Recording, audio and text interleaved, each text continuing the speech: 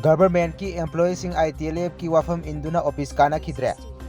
Manipurdagi Mizo Kukizo sing puthoraklabadi maitai singsu tanthokani mahiroi body. SD की recommendation थाबीनबा Meitei tribe union ना CM की पुनिंग चिंगसिनख्रे नोंसुम सिंथक्तगी खुलंगाकबा सिंग लौथोकबा यारोय focus मरम चाबा demand तालब फावबा पिबिरक्त्रिबा असि cookie सिंग असि इंडिया की सेकेंड क्लास सिटीजन अमरा KSO AR ना नोंसुम दा बोम कापतुना लान ओराइख्रे पाउ सुगाइना पाथोकचरके गवर्नमेंट की एम्प्लॉय सिंग ITLF की वाफम इंदुना ऑफिस काना खिद्रे पाउ असि पोनफम newspaper दगी लौथोकचबनी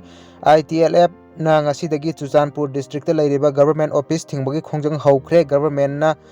masigi mayokta no work no pay gi wafam thapnaduna mangjongna office kana ba khanghan krabasu talab chariba employee singdi ITLF ki wafam induna office amata karakhidre haire maitei gi mathakta landa chathariba kuki larhoba singi marakta yausili haibagi maral mayoknariba Manipur police ki head constable Syamlal Paul gi suspension handoknaba DC Darun Kumar amasung SP Sivanan Survey anibu thodok thokiba numit February 15 gi matung tarakpa February 13 gi paraga pung 12 gi manungda district thadologa chatkhigadabani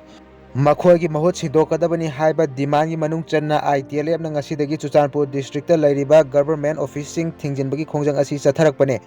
ITLF ना लाउथोखिबा अथिंगबा अदुना मरम ओरगा Chuchanpur district अमसुंग फेरजोल की DC ऑफिसिंग forest department PWD agriculture horticulture fishery DIC post office ZEO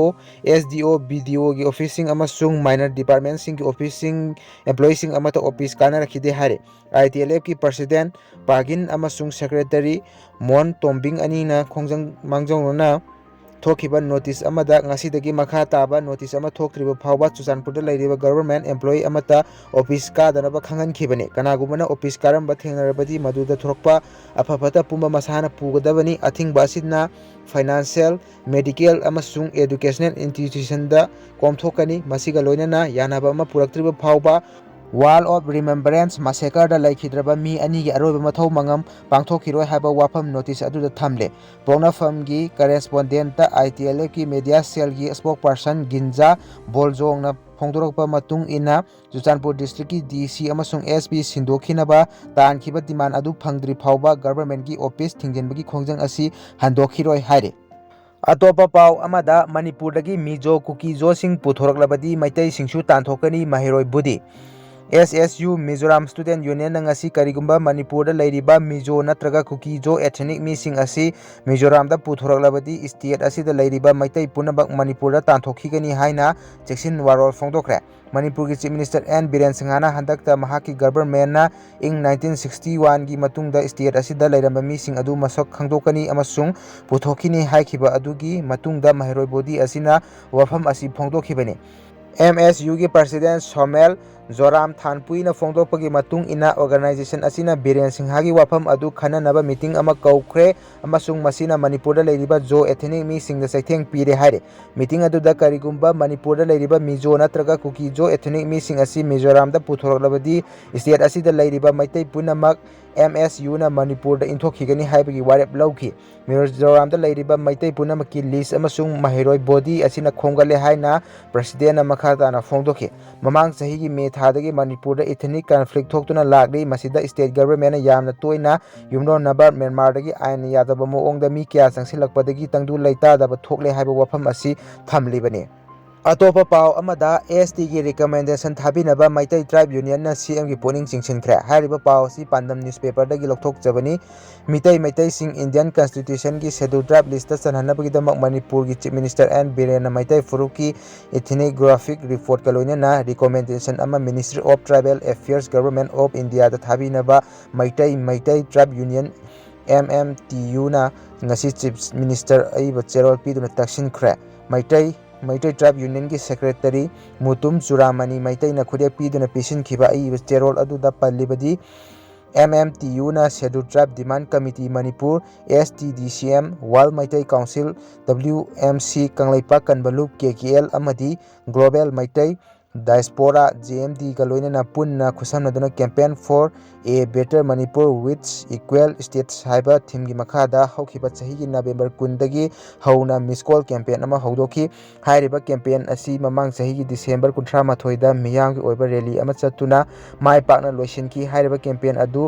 Signpost News Imphal na sinkhibani hairiba campaign aduda miyamgi miskol lakh nipan ga lising marfu humdoi ga chatruk yankhai lakhi masina takpadi maitai na ST list ta channabagi damak changsen liba khongjang asida miyam na mung phana saugatli haibani maram asina mitai bu Indian Constitution gi ST list ta channabagi damak recommend thabiyu loinana Manipur High Court ki order matung inna Manipur lengak na Ministry of Tribal Affairs Government of India da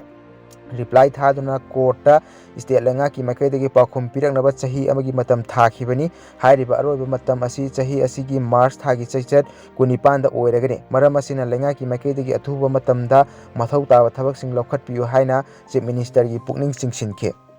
Atopa pau amada nongsom singthaktagi khulngakpa sing lokthokpa yaroi Fox hairiba pau asisu Pandam newspaper dagi lokthokjabani nongsom singthaktagi khulngakpa sing lokthokpa yaroi haina Federation of Civil Society Organization Fox na thadorokpa serol amana hairi serol asina hai mamang sahigi May 3 dagi Chinkuki terrorist singna maitai singi mathakta landaraktuna amadi Manipur gi apunbagi saktamda singnaduna chathargliba lan asida maitai khulkya mai thaduna amadi minungsi leitana mihathina hatuna tanthorakhre lofong kya ama lau uba yahandre thongliba lan asiga mari lenana Manipur da lakhiba lakh amarom hengadaba Central Armed Police Forcing Manipur gi tongan mafam singda deploy tawduna leire masing yamlaba CAPF ki state asida deploy tawrabasu maitai khul singda leptana Chinkuki terrorist singna ngasi su afaba makhargi nongmai amadi bom kapsilakpadagi misi mina leptana tholi lawfam kya ama kuki singna lawsin khibadagi law panba yadana leire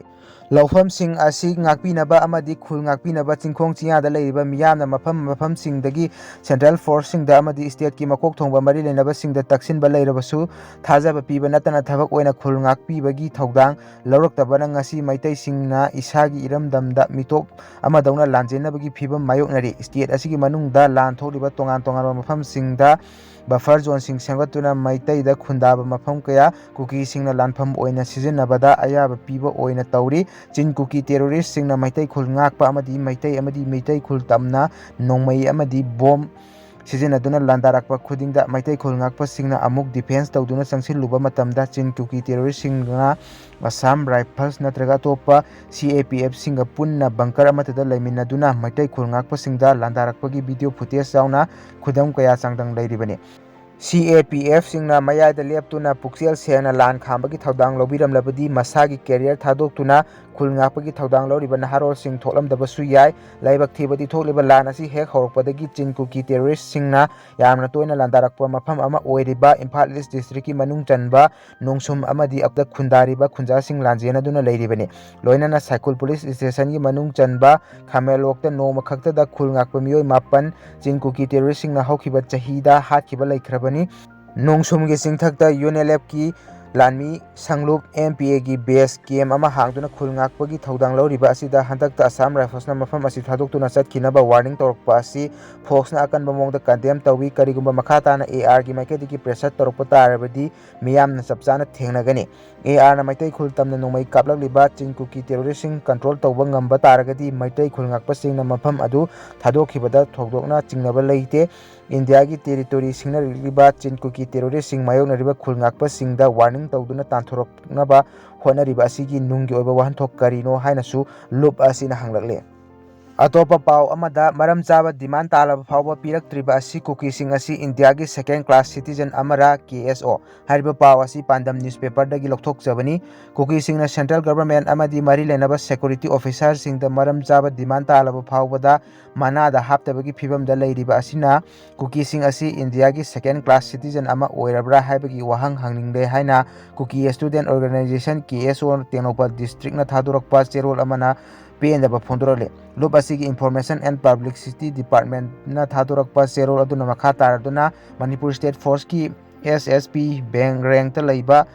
Nexkar kauba police officer amana Tenopal district ki maralaijadaba micham amabu hatkani haina kihanbada chenaba asi angakpa phawi asigumba thong asina maralaijadaba micham miyamgi punsida khudong thingai oi masina district asida makhal ama hektada maitai forcing leiba haibasi mafam asigi miyamgi punsida khodong thiningai oi haibagi achamba khudam